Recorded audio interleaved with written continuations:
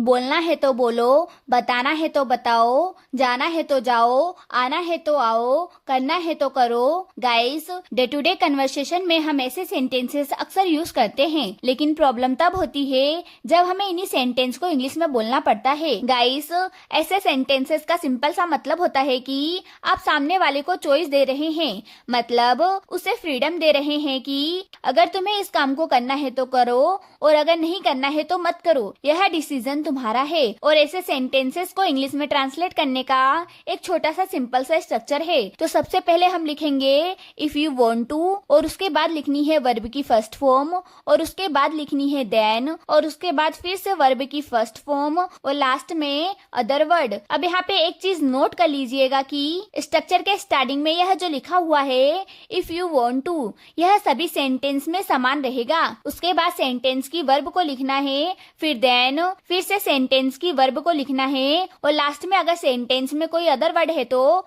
उसको लिखना है। तो चलिए सबसे पहले छोटे छोटे सेंटेंसेस की प्रैक्टिस करते हैं। जैसे हमारा पहला सेंटेंस है बताना है तो बताओ। तो स्ट्रक्चर में सबसे पहले क्या लिखा है इफ यू वांट टू, तो हम यहाँ पे लिखेंगे इफ यू वांट टू, और बताने को इंग्लिश में क्या बोलते हैं टेल, तो क्या आ जाएगा टेल। उसके बाद लिखेंगे देन, और देन के बाद फिर से वर्ब की फर्स्ट फॉर्म लिखनी है।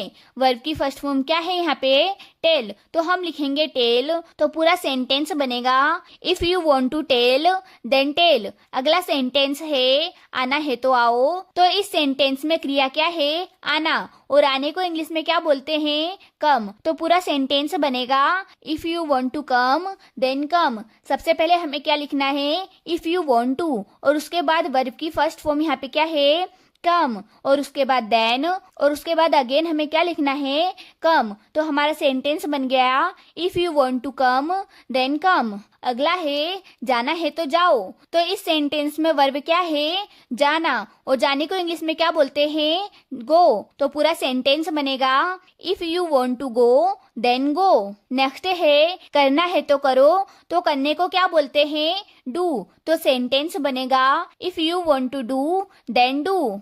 सुनना है तो सुनो, तो सेंटेंस बनेगा if you want to listen then listen. अगर इसी सेंटेंस को ऐसा बोला जाए कि सुनना है तो ध्यान से सुनो, तो यहाँ पे देखिए अदर वर्ड में क्या आ जाएगा ध्यान से सुनना। तो पूरा सेंटेंस बनेगा if you want to listen then listen carefully. ध्यान से सुनना listen carefully. If you want to listen then listen carefully. पढ़ना है तो पढ़ो, इस सेंटेंस की ट्रांसलेशन मैं नहीं बताऊंगी। इस सेंटेंस की ट्रांसलेशन क्या होगी आप लोग मुझे कमेंट करके बताएंगे। सो आई होप इस स्ट्रक्चर की हेल्प से आप लोग छोटे छोटे सेंटेंसेस को आसानी से ट्रांसलेट कर पाएंगे। तो अब चलिए कुछ एडवांस सेंटेंसेस की प्रैक्टिस करते हैं। जैसे पहला सेंटेंस है पढ़ना है तो पढ़ो वरना समय बर्बाद मत करो।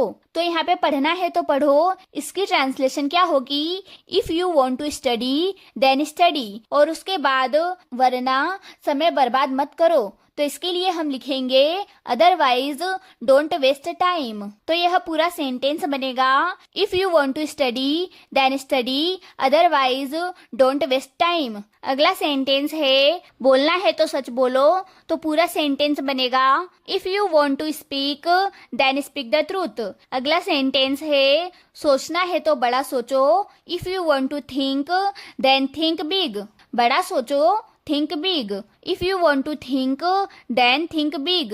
अगला सेंटेंस है अगर दोस्ती रखनी है तो ईमानदार बनो, तो यह सेंटेंस बनेगा if you want to keep friendship then be honest. करना है तो आज करो, मतलब अगर किसी काम को करना है तो आज ही कर लो, अगर नहीं करना है तो मत करो। If you want to do then do today. अगला सेंटेंस है अगर बोलना है तो साफ बोलो, मतलब हम सामने वाले को बोल रहे हैं कि अगर तुम्हें कुछ भी बोलना है तो साफ साफ बोलो, अगर नहीं बोलना है तो मत बोलो। तो यह सेंटेंस बनेगा if you want to speak then speak clearly. So guys, आज के लिए बस इतना ही। आई होप यह वीडियो आप लोगों के लिए हेल्पफुल रही होगी। अगर यह वीडियो आप लोगों के लिए हेल्पफुल रही हो तो प्लीज वीडियो को लाइक शेयर और चैनल को सब्सक्राइब करना बिल्कुल भी ना भूलें। Thanks for watching.